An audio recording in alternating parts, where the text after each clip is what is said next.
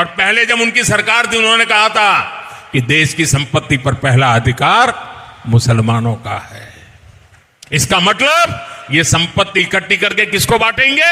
जिनके ज्यादा बच्चे हैं उनको बांटेंगे, घुसपैठियों को बांटेंगे। दोस्तों जय, मैं हूं शम्स तबरेज और आप देख रहे हैं टाइम्स मेल। कई दिनों से, बल्कि यूं कहें कि महीनों से हम लोग भारत के ऊपर कोई वीडियो नहीं बनाना चाहते, जानबूझकर कोई वीडियो नहीं बनाना चाहते, क्योंकि डर सबको लगता है। और वही डर है कि हम भी आज नहीं तो कल बस इतने ही दिनों के मेहमान हैं जब तक आप हमें देख रहे हैं। लेकिन आज देश की राजनीति का एक ऐसा माहौल हमें देखने को मिला, और खास तौर से प्रधानमंत्री के भाषण को देखने के बाद, कि हमें अपना वीडियो बनाने पर मजबूर होना पड़ा। और आज के एपिसोड हम इसी मुद्दे पर बात करेंगे। 400 पार सीट निकालने का दावा मोदी जी कर रहे हैं, उनकी पार्टी कर रही है, आत्मविश्वास से भरी हुई है। पता नहीं चुनाव आयोग इस मामले में उनकी कितनी मदद कर रहा है और नहीं कर रहा है। ये मिली भगत है या बस मोदी जी के मन की भड़ास है, जो अब खुले तौर पर सियासी मंचों से वो कह रहे हैं, रैलियों में कह रहे हैं। जिस तरीके से प्रधानमंत्री श्री नरेंद्र मोदी जी का भाषण आया, उसको सुनने के बाद तो बिल्कुल कान के पर्दे खुल गए और ये समझ में आ गया कि मोदी जी का जितना विकास का नारा और जितना वो डंका पीट रहे थे, सबका साथ, सबका विकास, सबका विश्वास, ये महज एक बयानबाजी थी, कोरा झूठ था, एक फरेब था और देश की जनता को बस एक बेवकूफ बनाने का जरिया था। और ये शायद दुनिया को दिखाने के लिए था कि देखो देखो, भले ही हम भारत के प्रधानमंत्री बन गए हैं, लेकिन सबकी भलाई का बात करते हैं, सबको साथ लेकर के चलने का बात करते हैं, उसमें मुसलमान भी हैं। लेकिन इस चीज को नहीं भूलना चाहिए कि नरेंद्र मोदी की सरकार में ही अब कोई मुसलमान मंत्री नहीं है देश में, मुसलमान सांसद नहीं है इस वक्त केंद्र में, सब के सब किनारे कर दिए गए हैं। और शायद मोदी जी का बयान आने के लिए इसी बात का इंतजार हो रहा था कि जब कोई नहीं रहेगा तब मोदी जी अपने भाषण देना शुरू करेंगे। जिस तरीके से देश के अल्पसंख्यक यानी मुसलमानों का नाम लेकर के वो मनमोहन सिंह को कोट करते हुए कह रहे हैं कि इनकी सरकार अगर आई तो देश के माता बहनों का सबका सोना लेकर के इन लोगों में बांट दिया जाएगा, जिसको कहा करते थे कि देश के संसाधनों में पहला हक मुसलमानों का है। वो पूरा भाषण कई बार रिपीट हो चुका है, देश दुनिया में हर सब कोई उनका मोदी जी का भाषण देख चुका है। लेकिन आप ये देख लीजिए कि देश के इतने बड़े प्रधानमंत्री, जिसका पूरी दुनिया में डंका बजता है, उस डंकापति प्रधानमंत्री, उस विश्वगुरु प्रधानमंत्री की यह हालत है कि बगैर मुसलमानों का नाम लिए उसका कोई भी भाषण पूरा नहीं हो सकता। तमाम योजनाएं लाए, उज्ज्वला योजना, आवास योजना, मुद्रा योजना, तमाम तरह की योजनाएं लाई गई, लेकिन अब तक मुसलमानों का नाम लिए बगैर मोदी को कोई चारा नहीं चल रहा है। मतलब मुसलमान के नाम में इतनी बरकत है कि बगैर उसका नाम लिए हमारे देश के प्रधानमंत्री खुद जनता से वोट नहीं मांग सकते। और जब तक मुसलमानों का नाम लेकर के उनके खिलाफ नफरत का इजहार ना कर लें, तब तक उनके गले से नीचे कोई बात नहीं उतरती।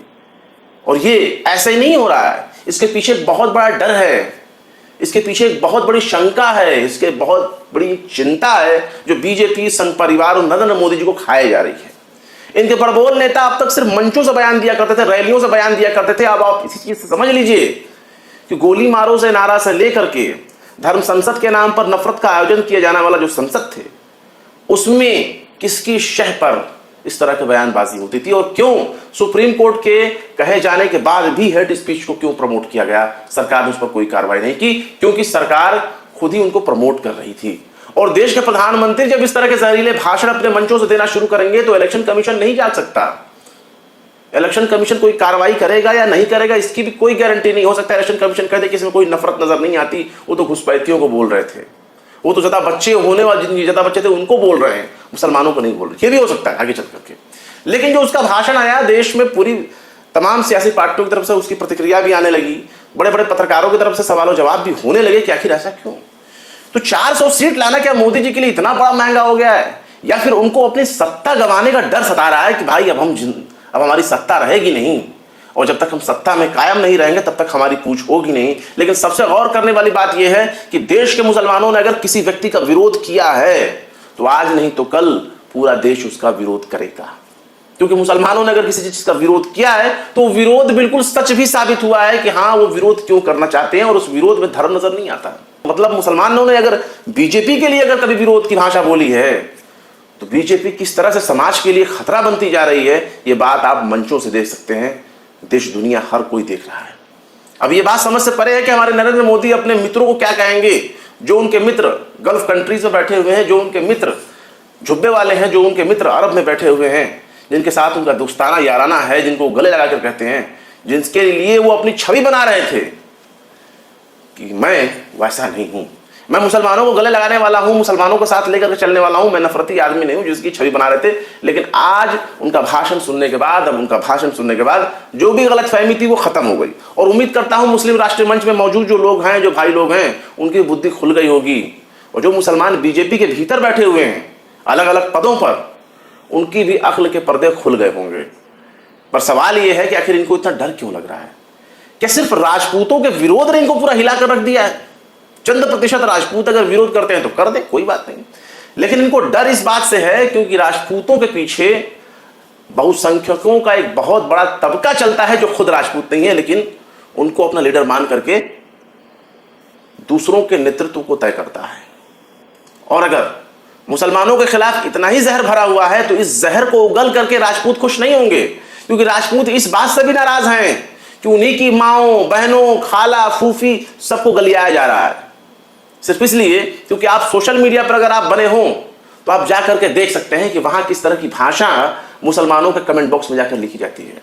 अगर आप एक ट्वीट कर दें किसी विषय के ऊपर तो किस तरह से मोदी का परिवार, ये लिखे हुए टाइटल लिखे हुए लोग, नाम के साथ ब्रैकेट में मोदी का परिवार लिखे हुए लोग जो हैं वो आपके कमेंट बॉक्स में जानते हैं कि क्या कहेंगे?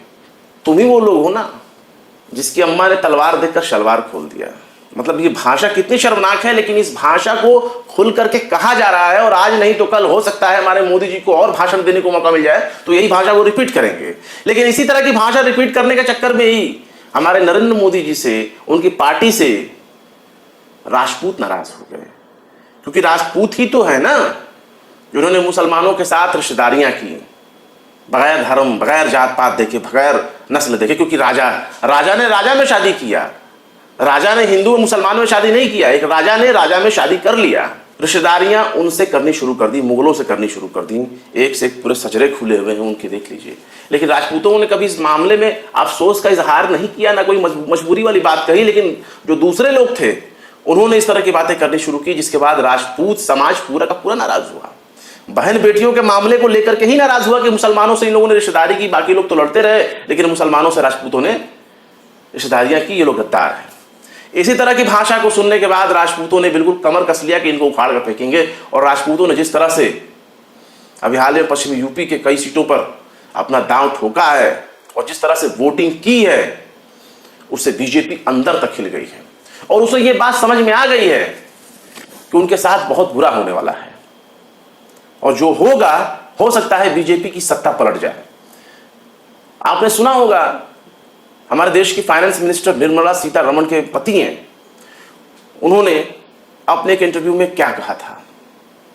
उन्होंने अपने एक इंटरव्यू में सीधे तौर पर यह कहा था कि अगर दोबारा बीजेपी गवर्नमेंट में आई, बीजेपी की दोबारा सत्ता आई, तो वो वही भाषा बोलेंगे हमारे देश के प्रधानमंत्री जो अब तक मारो काटो नफरत फैलाओ वाली भाषा सड़कों पर यहां वहां छोटे मोटे नेताओं के जरिए सुनने को मिलती थी। कुल लबोलवाब उनका यही था।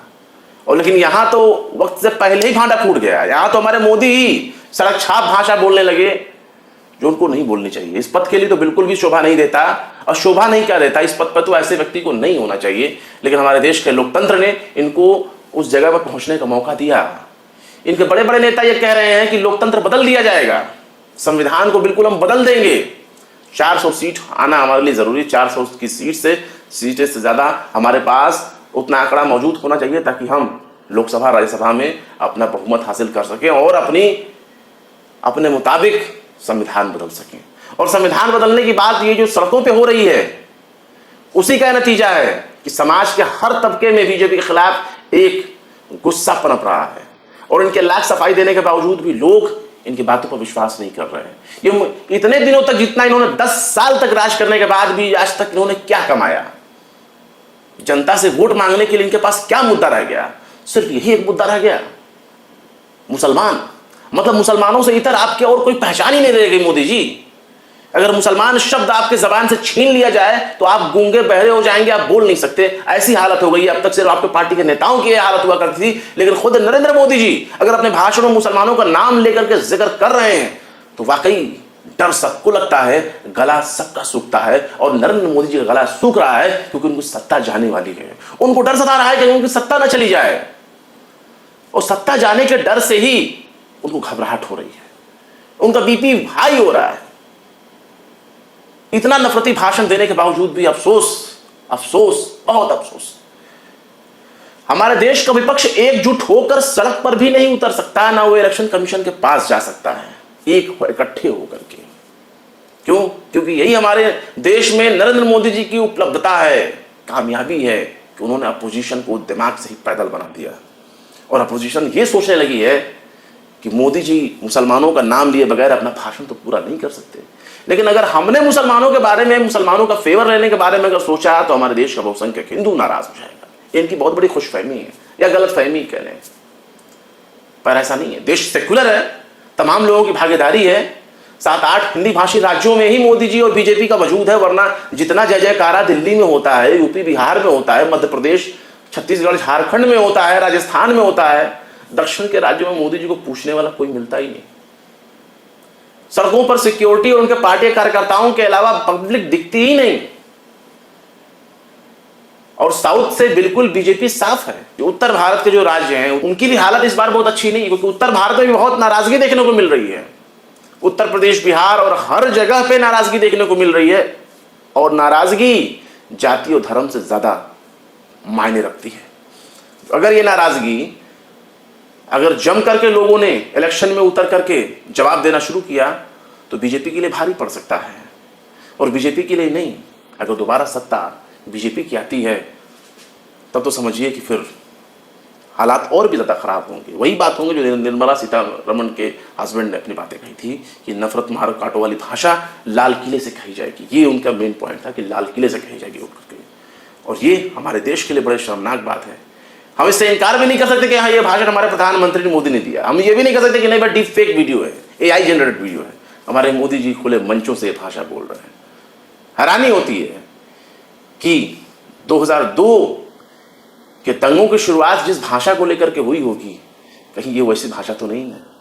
या एक ऐसा माहौल तो बनाने की कोशिश नहीं हो रही कि पूरे देश में दंगे कराए जाए, मुसलमानों के नाम पर नफरत फैलाई जाए, बंटवारे की लकीर खींची जाए फिर से देश में, ताकि बीजेपी संघ परिवार बिल्कुल खुश रहे। ये इतना डर तो 2019 में भी मोदी जी को नहीं नजर आया। 2019 में तो कम से कम पुलवामा के शहीदों का नाम लेकर के ये वोट मांग रहे थे। अब तो मुसलमानों का नाम ले लेकर ये वोट मांग रहे हैं।